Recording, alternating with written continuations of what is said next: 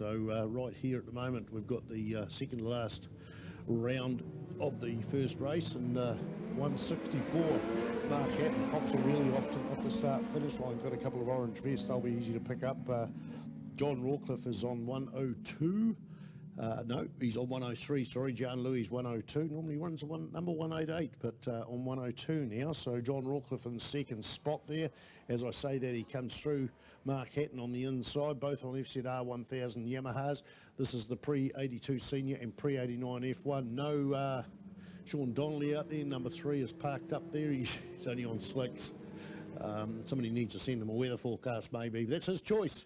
It's good to see him out there on his Z1000R in the first race and having a good time. I think from memory he finished in 4th spot. So look at that lead that Rawcliffe has got there down that back straight. Now Johnny Rawcliffe, as I flick through and get my piece of paper, he's got, wow, Invercargill. He's come up all the way from Invercargill. So a good trip up there. I think Bike Transits have helped get a few of the bikes up into the North Island. It's great, and looking forward to the Mike Perot Southern Classic Festival on the first weekend of December down south at Levels. And I was just talking to the organiser Dave Reesby today and confirming some of the details of some of the big riders there. Aaron Slight, Stephen Briggs will be there on the Britain.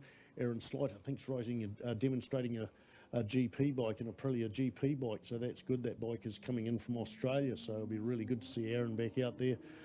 Crosby will be there on a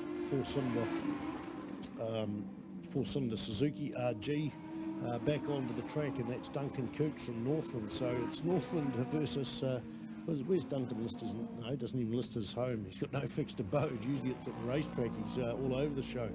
But Duncan Coots there in second place and closing up. Duncan's riding a GSX-R 1100 Suzuki 58 is his number. 58 is his number. That's not his normal number. Trying to think what his normal number is. It's not relevant at the moment. 114, Campbell Stevenson from Kaiapoi down in near Christchurch there in 3rd spot on the Suzuki GS 1000. And then in 4th place, I think that's Mark Hatton. I reckon Mark Hatton's gone out there with slicks on there, the way he's riding that bike round there, because he was right out at the pointy end last time round, and Mark Hatton is on the 164 bike down the centre straight, going back to, it looks like 27, David Dixon there. In behind him is a Suzuki GSX-R 1100. That is 102. That is Jan Louis. In the tail end of the field is 289, Ken Ferguson there. Again, given his performance in the last session there on a drier track, I reckon he's out there on slicks at the moment, so it is the rider's choice. Coming on to the front straight, the battle is tightening up. Don't have an accurate time between first and second in the last race, but I reckon it's closed up there. It was 58, Hunts down 103. Northland versus Invercargill. It was a north-south challenge last time round. This time round, they are competing for the Post-Classic Senior New Zealand Classic Motorcycle Register Premier and Scratch Cup. So looking through the infield, yeah, that 58 is definitely quicker. We can see it on the Ctas footage there, closing in on there. Grant Collingwood come down from Hamilton to record this for you. It will go, it is live out to air today and tomorrow, so if you want your friends and family and sponsors and that to follow this meeting, you can Google Ctas live, and it will come up with live timing and also live video stream. And then in a couple of days time, when Grant gets back up north, he's able to upload the footage there and show you the racing of this weekend for the Spring Classic Trophy meeting. Spring Trophy Classic.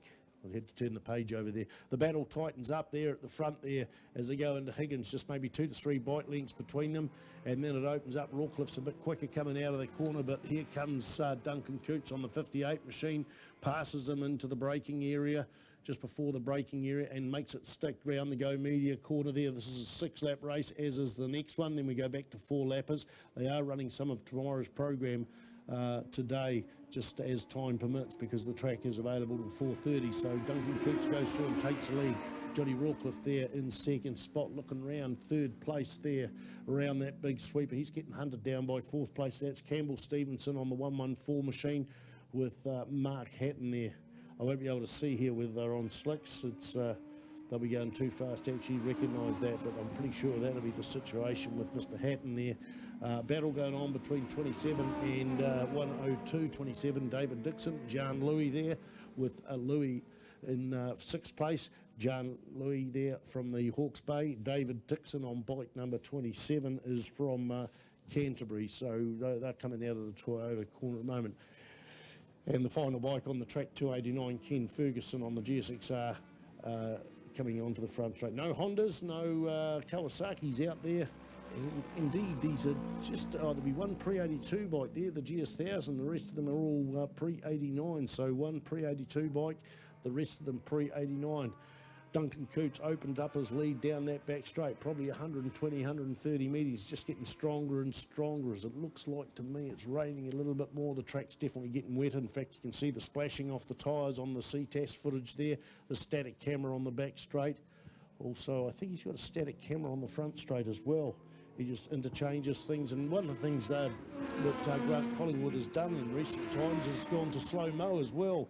How he does it, he's a one-man band, sets it all up at the beginning of the day, and up there in all sorts of weather doing whatever he's doing to keep this stuff filming, and then if he spots an incident that's worthy of slow-mo replay, it comes on there, and the information as well. He's got the screen on the side with the details. He's got the class on the bottom and that, and just absolutely legendary.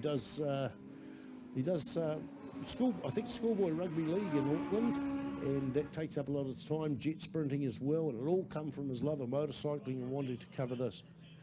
He does the New Zealand Superbike Championships as well. Don't think he's going to do the Suzuki Series this year.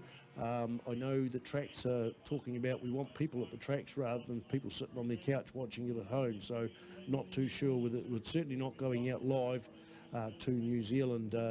Maybe the cemetery circuit will be available to international customers only on the day. Of course, you'll be able to get that stuff later on, but that'll be on the TV footage that will be taken because they do a program afterwards. So the Suzuki Series coming up 3 weekends of December. I'm looking forward to seeing Liechtenstein's rider, Horst Seiger, coming out here for the 4th time as Yamaha's already on the water. Yes, you heard it right, Yamaha. For the last 3 seasons he's been out here. He wasn't out here last year due to having increasing the size of the family. His wife Tamara had a baby, Benjamin, and didn't come out last year, but he was out the 3 years before on Kawasaki's. He's changed to Yamaha.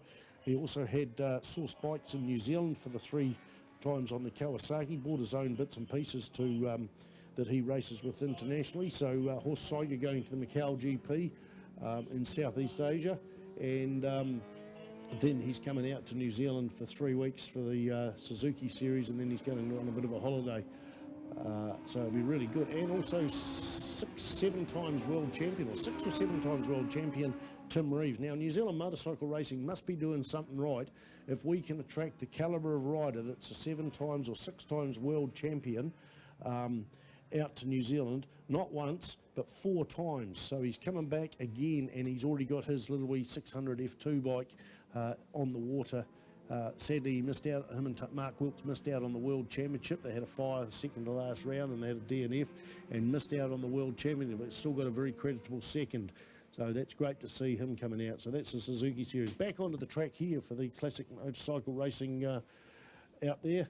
And onto the front straight again, looking out. Are we going to have the white flag this time round? We've had 8, in fact that's a checkered flag, so number 58 Duncan Coots takes a checkered flag, followed by John Rawcliffe there in 2nd spot on the 103 machine, the Yamaha FZR 1000. The GSXR has been lapped, the 289 machine, Ken Ferguson coming through there. In fact that sounds like a 3-cylinder GSXR. That's maybe the problem. I said he might be on slicks, but that's all right. So we're looking out for, it'll be Mark Hatton coming around that big sweeper now. Mark Hatton was having a good battle with Campbell Stevenson. Where has Campbell Stevenson got to?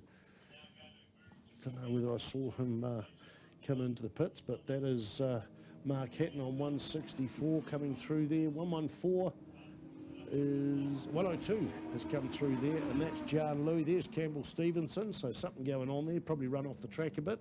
And David Dixon takes off the last spot on the track. As I say, 289 has been lapped. So that's it, done and dusted for that. And looking forward to Group 7, which is the smaller bikes and the post classics coming out.